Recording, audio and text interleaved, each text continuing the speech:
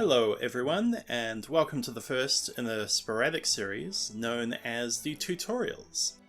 I get a lot of questions, and some of them are just too in-depth to warrant just a quick note.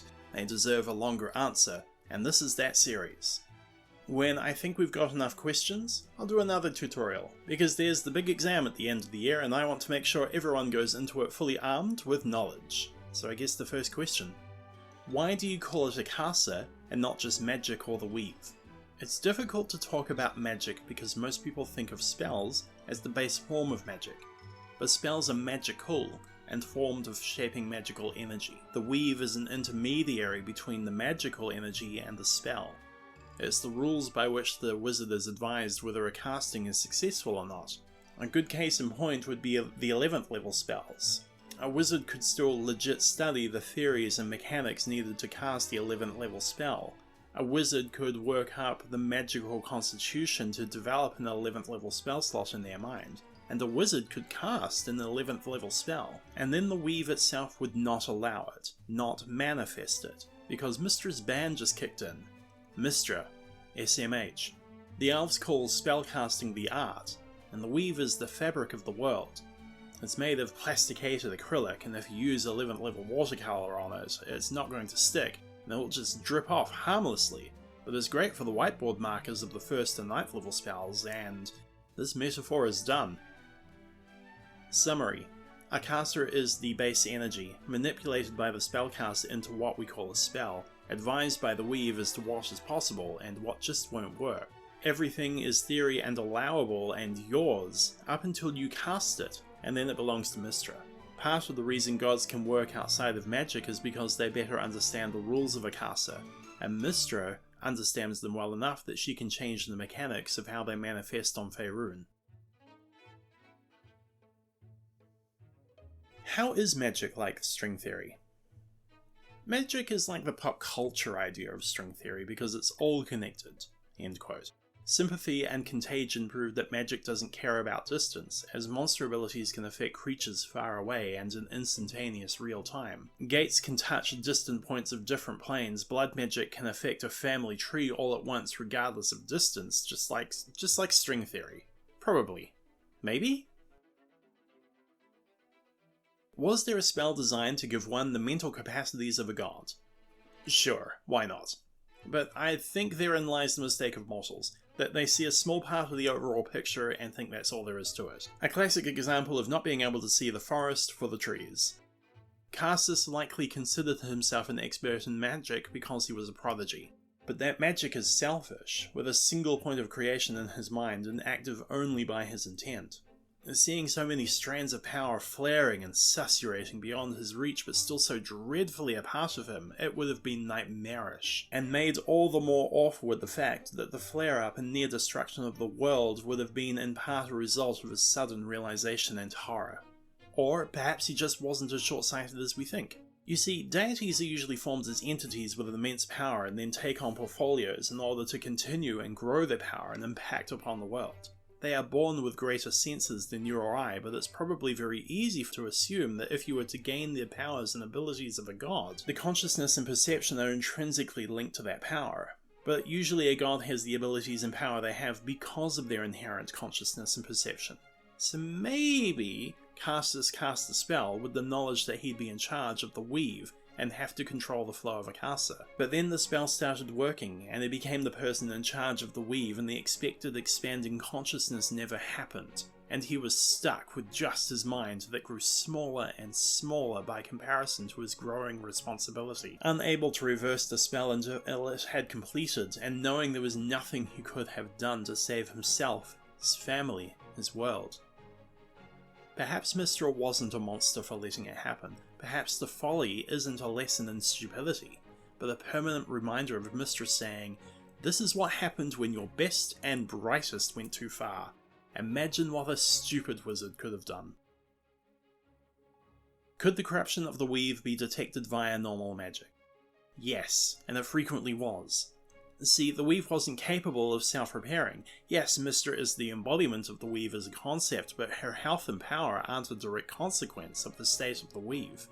and she can detect the healthy weave but is unable to detect the full breadth of a caster. An example is the Shadow Weave, created by Shar, that allows the creation of spells that are undetectable and unenforceable by Mystra, like a magical dark net.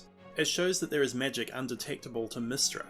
If you have a huge event occur that temporarily messes up all the magic in the world, then ceases to exist for even a round, you can't expect it to return without a few problems.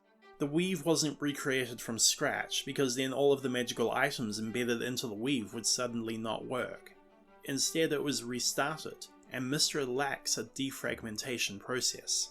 It's part of the reason why Mystra invested part of her power in creating the Chosen, as mortals had a better ability to investigate and identify the sources of wild, dead, corrupted magic. They just lacked the means to fix it, hence the powers of the Chosen.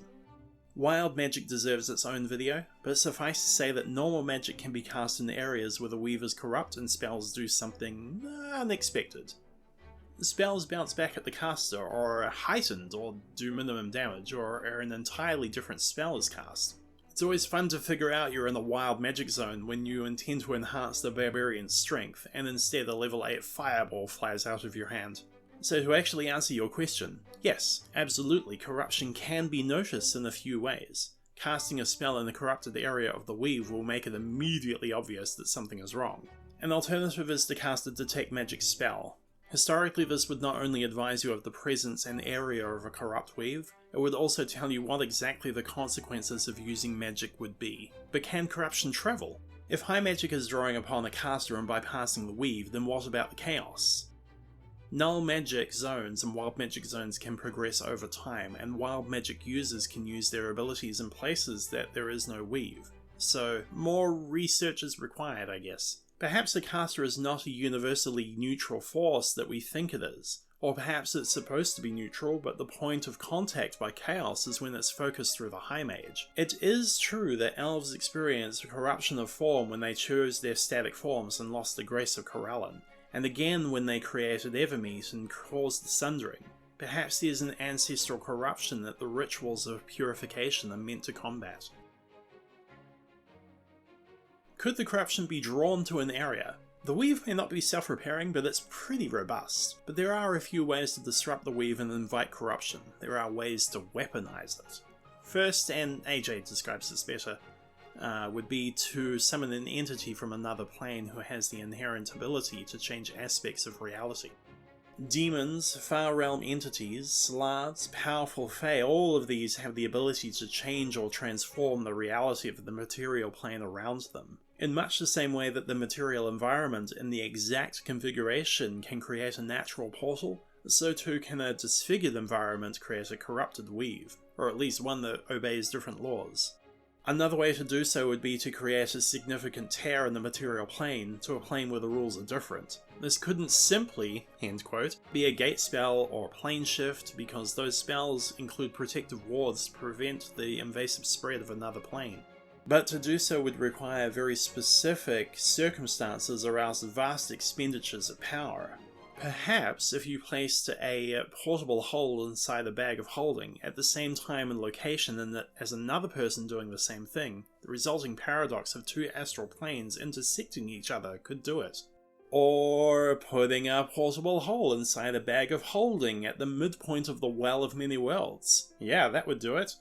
The other way to create corruption in an area is a carefully worded wish spell. This was the way to repair null and wild magic zones, so it makes sense that it could also create them. Oh, I guess there's a third way, and that's to create a truly cataclysmic event that changes the fundamental nature of the world, such as the Sundering, the Still Canon Spell Plague, the Other Sundering, etc. Okay, so Mind Flayers couldn't do high magic, but what about other psionic or aberrant creatures?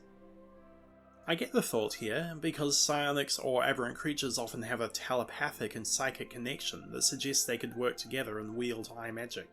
And I don't know enough about the aberrations out there to say definitively, but I think that we'd run into a few problems. Firstly, traditionally psionics and arcane abilities were mutually exclusive. Going back to the discounted Mind Flayers for a moment, Arcane mind flayers were considered at one point an outcast reject of society. Other aberrations that are psychic in nature don't usually have a rich arcane lore, and you need to have a relevant understanding of how the logical magic world of the prime material plane works. Secondly, aberrations are by definition anathema to the material plane and so at odds with the natural world. High magic might be arcane in practice, but it requires an open selflessness with the surrounding environment. Giants. No, because the Ordning advises every giant within a race, as well as between the races, exactly where they stand in terms of importance. High magic requires 100% cooperation and equality to work, so it would never work for giants. Dragons. No. For the same reason as above, except magnified, because every dragon assumes that they have the superior one. They are too selfish for high magic to work for them. And that's all the questions I could find. Thank you for listening, and remember to like and subscribe if you haven't already. At the end of the year, I'll be handing out the questions for the first year exam, and I want to make sure as many of you as possible pass. There might be a prize for the person who scores the highest, but only if people don't think that's just a weird sort of bribe to make more people watch my videos. I would want it to be a fun thing, no bribery. And as always, starting from this video, to be continued.